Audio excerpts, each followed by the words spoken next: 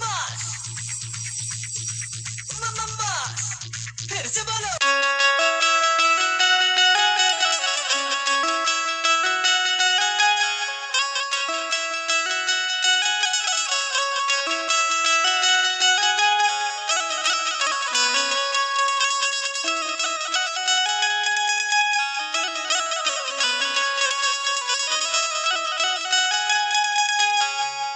चलते तो मास, दादा हिलते तो मास, दादा देखे तो मास मम्मा मास, फिर से बोलो।